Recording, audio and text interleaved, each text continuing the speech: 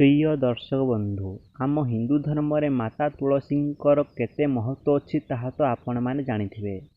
भगवान श्रीकृष्ण अति प्रिय होइथिबा कारणरू तांकर प्रत्येक भोगरे तुलसीर पत्र अर्पण करा जाए।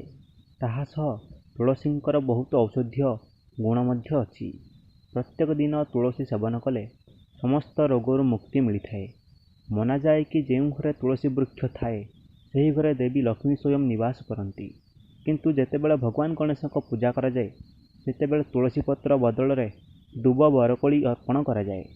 गणेश पूजा रे तुलसीर प्रयोग मध्य वर्जित अटे। एते लाभकारी हाउ विचित्र होइथिबा मध्य काहींकि गणेश को तुलसी अर्पण करा जाए नहीं। चलंतु जानिबा आज रही वीडियो रे। प्रकृत रे एही पछरे एक पौराणिक कथा अछि जहाँ अनुसार थरे भगवान गणेश गंगा नदी तटरे बसी तपस्या करुथिले। सेही समय रे देवी तुलसी मनरे विवाहर कामना नहीं तीर्थयात्रा बाहरी थे। बहु तीर्थस्थलीर भ्रमण पर जेतेबेले से गंगा नदी तटरे पहुँचले सेतेबेले तांकर दृष्टि जुव गणेश उपर पड़ा जी कि तपस्या विलीन थे। से सिंहासन रे विराजित थे। आउ पूरा देहरे चंदनर लेप लगी। रेशम पीताम्बर पिंधिथिबा गलारे मणिर माला धारण करथिले।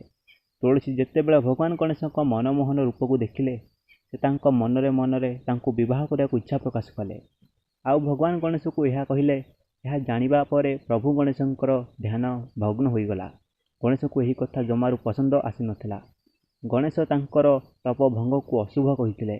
आउ से निजको ब्रह्मचारी कही तांकर विवाहर प्रस्ताव को मना कर देथिले। एथिरे क्रोधित होई देवी तुलसी गणेश को अभिशाप देले जे तांकर ब्रह्मचर्य व्रत भंग होईजिवो। आउ से गोटे नुहे वरम दुईटी विवाह करिवे। गणेश भगवान मध्य क्रोधर आसी तुलसी को अभिशाप देले जे तांकर विवाह एक राक्षस सह होईजिवो। जणे राक्षस सह अभिशाप पई तुलसी को तांको भूलर अनुभव हैला। आउ से गणेश को क्षमा मागिले। सेतेबेले गणेश मध्य तांको क्षमा कर देथिले। आउ कहिले तुमर विवाह संकोचन नामक एक राक्षस सह हेबो किंतु शीघ्र ही तुमे तम अभिशापर मुक्त होईजिवो। आउ तुमे भगवान विष्णुंकर प्रिय होईजिवो। आउ कली जुगरे समस्त संसारवासी को जीवन तथा मोक्ष मार्ग देखाइब। किंतु मोर पूजारे तुमे लागिब नहीं। तेबे ठारू सबु हिंदू घरे तुलसी वृक्ष मिले। आउ घरे घरे देवी तुलसी को पूजा करा जाए। तेबे दर्शक बंधु आपन को आज रही कथा केमिति लागिला कमेंट बॉक्स रे मते निश्चिंत जणाइबे। आउ चैनल को निश्चय सब्सक्राइब करंतु। जय जगन्नाथ।